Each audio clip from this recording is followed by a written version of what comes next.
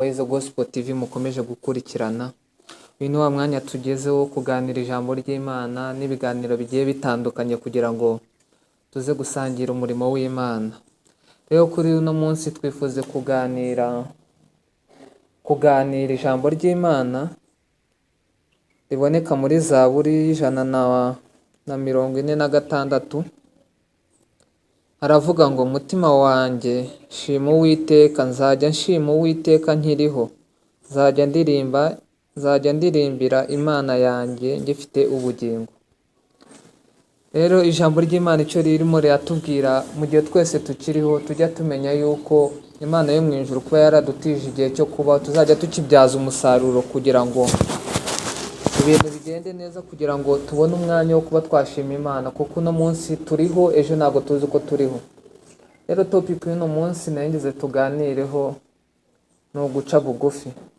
Iyo duciye bugufi muri twebwe tubasha kwegera Imana, kandi Imana ibasha kutugirira icyizere. Igihe muri twebwe tudafite guca bugufi, abantu ntabwo twumvikana, abantu tujyana amakimbirane agiye atandukanye. Ariko ijambo ry'Imana riratubwiye ngo dushime Uwiteka mu gihe tukiriho kandi tugifite ubugingo. Ubugingo niyo nkingi ya mwamba yo kuba twabasha guhimbaza Imana, ndetse n'ibindi byinshi bikorwa twakora kugira ngo twubake umurimo w'Imana. Rero nk'urubyiruko, ikintu twakora kugira ngo duce bugufi imbere y'Imana nta kindi. Icya mbere ni ukubaha, ikindi ni ukuzirikana ineza Imana yatugiriye nk'urubyiruko, ikindi ni uguhitamo icyo tukwiriye gukora kugira twereke abandi ingeso nziza. Igihe dufite ingeso nziza tuzereka n'abandi kugira ngo batazi ibyiza, cyangwa se abatajya basenga kugira ngo tubazane mu nzu y'Imana. Nta kindi bisabwa, ni ukuba muri twebwe twarabashe kumenya Kristo, ni ukuba muri twebwe twarabashe kwizera Imana, tukegera abatabizi kugira tuyibabwire. Rero ntago bivuze yuko umuntu wakijijwe kutagendana n'umuntu utarakizwa, oya, mugomba kugendana. Ahubwo Zaburi ya mbere niyo itubwira ngo hahirwa umuntu udakurikiza imigambi y'ababi, ntahagare mu nzira z'abanyabyaha. Icyo bashaka kuvuga ni igihe muri wowe wafashe ibikorwa byawe ukabivanga n'umunyabyaha, noneho mugahuza, mugacura umugambi umwe mukawushyira mu bikorwa. Ibyo ngibyo ariko kugendana nawe, kuko twese tutagendanye nawe nta n'umwe twabasha guhindura. Kuko na Yesu aza mu isi ntabwo yaje agendana n'abahanuzi bakomeye, oya, yaje aba yasanze mu giturage baraba batakijijwe, bose barakijijwe. Ni ukuvuga ngo rero igihe wowe wumva ko ufite impano, buri muntu wese ugomba kumuha impano, ukamwegera, kuko mukayihuriza hamwe byabafasha cyane. Rero ikintu nababwira, nitwiga rino jambo ry'Imana tuzabasha kumenya ibintu byinshi.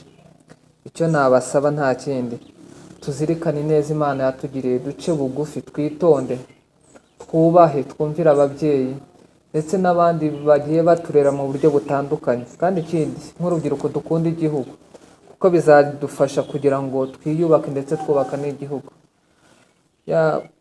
Ikindi ngira ngo mbabwire ni uko iyo tuganiriye muri twebwe ijambo ry'Imana, hari aho ubasha gufasha, hari message uba utanga wayihereza undi muntu akumva arabohotse. Rero nitugira ibiganiro bifite akamaro tukabibasha kubihereza n'abandi, ibyo biganiro bizaba bishimishije kandi bizafasha buri umwe wese.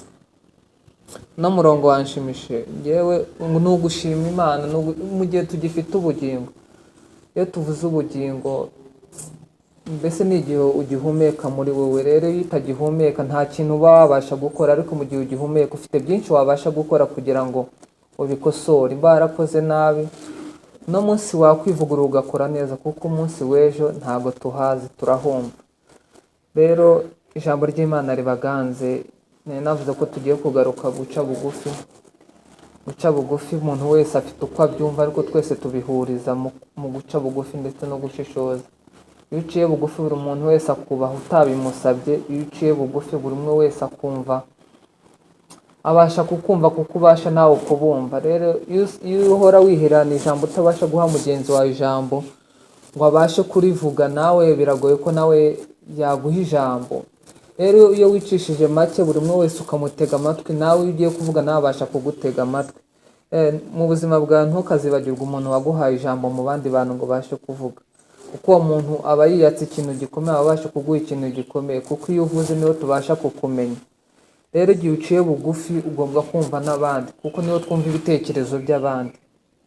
Igihe rero muri twebwe twabasha guca bugufi, tugasobanukirwa guca bugufi nk'urubyiruko, tuzabasha gukorera Imana, tuzabasha kumva abandi badukuriye kugira batugire inama, ndetse nabo bazabona ko twicishije bugufi kugira ngo n'ibyo bari bakwiriye kutubwira babitubwire.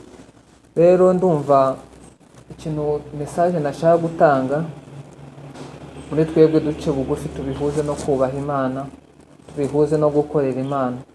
Muri uno mwaka ndakwifuriza kugira intego muri wewe, ndakwifuriza kugira amasezerano, ndakwifuriza ko amasezerano ko yawe yasohoka muri 2021. Ugire inzozi kuri wewe, utekereze kugira neza, utekereze kuri we kuba uzaba uri umuntu ukomeye. Kwiyatureho neza nibyo by'agaciro kuri wewe. Rero ndagushimiye wowe wadukurikiye. Iyi yari Moise Gospel TV. Ukomeza gukora subscribe kugira ngo n'ibindi biganiro tugiye dukora kugira uzagenda